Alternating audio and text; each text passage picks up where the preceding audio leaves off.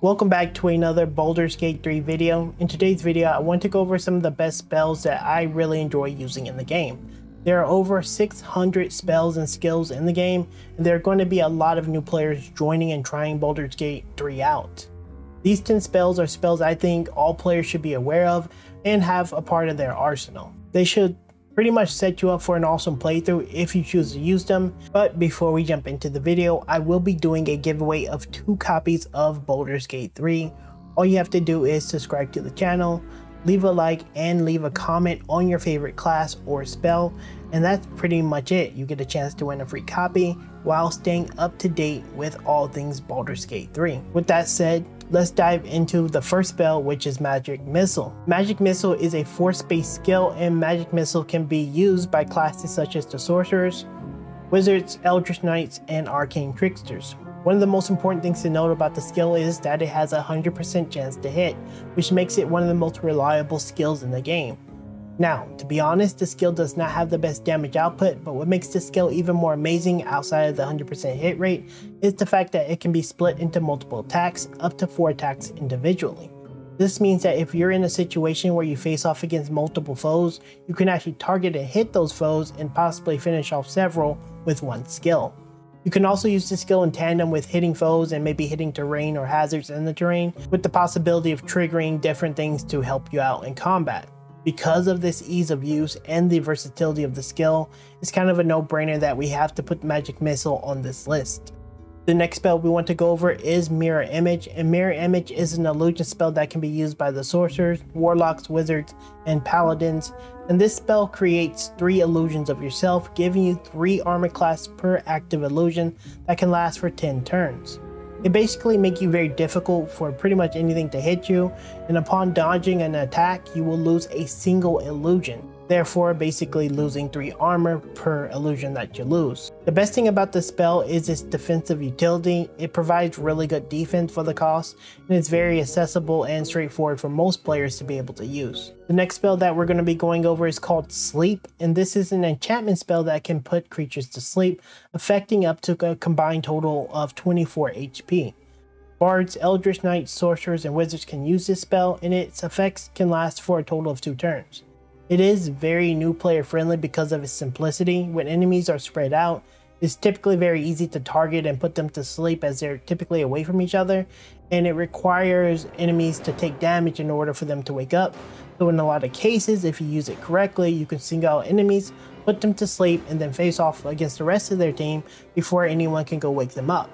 There's a lot that can happen in 2 turns, and if you really smart with how you use this, you can get a lot of value out of this skill and turn the tide of battle. It's been pretty effective for me, and as you see in the footage, I just do a lot of wonky stuff with it, but it's a great skill and I would highly recommend it. The next spell I want to go over is called Thunderwave, and it can be used by Bards, Druids, Eldritch Knights, Sorcerers, and Wizards, and this spell deals thunder-based damage and has the built-in utility of being able to push away enemies. Now, the ability to displace an enemy is very powerful, and it can be used in many scenarios in the game. Now, this spell requires enemies to make Constitution saving throws, meaning that enemies with high Constitution may have a better chance to resist the push, but it still is pretty valuable due to the fact that you can displace enemies. The large radius of the spells allow you to push multiple enemies, so if you do find yourself in a situation where you have height advantage or you're near a hazard, you can kind of use this strategically to push enemies into dangerous areas. Guiding Bolt is the next spell, and it's only usable by clerics. In my opinion, it is one of the highest damage dealing single target skills available, and it comes with the added effect of giving you advantage on your next attack roll against the target targeted with this. It is a powerful one-shot spell, arguably having one of the biggest damage numbers for its cost. This kind of makes this spell kind of desirable despite it being very exclusive to the clerics class. Now, the positive side of this being exclusive to clerics is that you have Shadowheart on your team at the start of the game. This means that you get it very early in your journey, and then it becomes very useful throughout your entire journey. Now, at the end of the day, Guiding Bolt is an excellent choice for clerics, and it can deal significant damage while providing tactical advantages for future attacks. Create or Destroy Water. This is a spell that may appear simple at first glance, but when you combine it with other spells, it becomes rather powerful. For instance, If you were to use a lightning based skill on the water created, you can create an electrified ground. Similarly, you can use a fire based spell and then you can create a foggy area, blinding multiple enemies. You can take it one step further by combining these different spells, but that's going to require you to experiment a little bit, and you can create some pretty devastating combos. Now, I'm not saying it's the best skill in the game, but it is a very good skill, and I would highly recommend you get used to using it because it can have a lot of usages, and also you can put out fires with it, so that's pretty nice too. Now, the next spell we want to talk about is Misty Step, and it is a conjuration spell that can be used by paladins, warlocks, wizards, and sorcerers. And basically, Misty Step allows you to teleport within range up to 18 meters. In a game like Baldur's Gate 3, where positioning is very crucial, having the ability to instantly move to a specific location can be very powerful. You can use it to basically reach high ground, escape from dangerous situations, or position yourself strategically to gain the upper hand in battles. Now, you may have noticed the majority of the classes that can use this are spellcasters that are typically squishier, and this is actually really great because positioning is very important on these classes, in my opinion, a little bit more than your more tankier frontliners. Overall, I think Misty Step is a valuable skill, gives you a lot of mobility, tactical advantages, and it just gives you a lot of survivability, but there's like no way I can't put this in this list. Now, I didn't forget about my druid or ranger players, and this skill we're going to be talking about is called Spike Growth. And this is a transmutation skill that put spikes on the ground in a 6-meter radius. And the amazing thing about this spell is that it has really good zoning effects on enemies. Enemies that walk through this spike takes damage every 1.5 meters that they move, and it slows their movement speed, which can really control the battlefield, which is great. Now, if you do have skills that can displace, push, pull, those kind of effects, this is really great in combination with this because you can get a lot of damage out of it, and also movement is always going to be slower in these effects, so pushing things into it again or slowing them down can really be valuable. Overall, if you're a druid or a ranger, I would highly recommend taking a look at this skill because it gives you a lot of CC. It makes it so that you're maybe a little bit more formidable when it comes to zoning, and overall just area denial is pretty great in the game.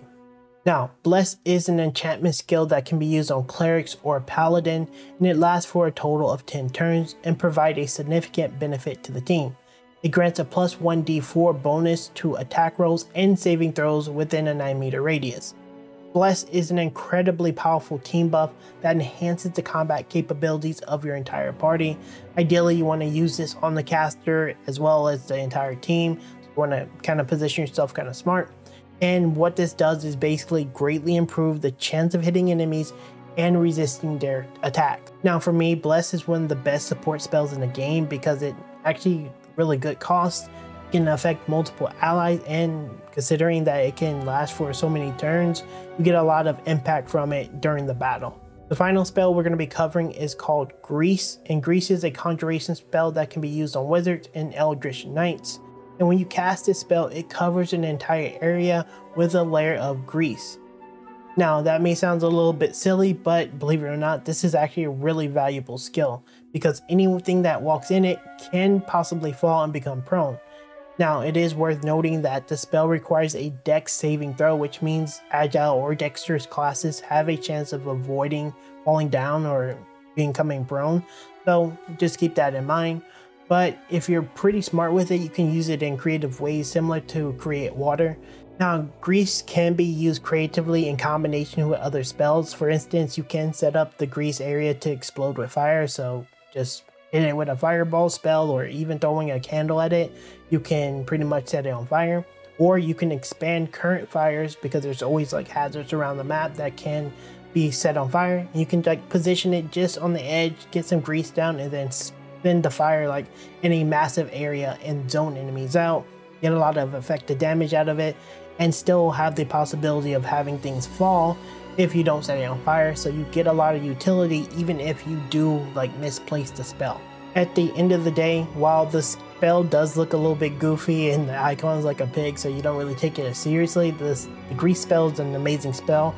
I like using it. I'm going to continue to use it a lot, and if you have an Eldritch Knight or you have the ability to cast this spell, I would highly recommend getting Grease. It is a great spell.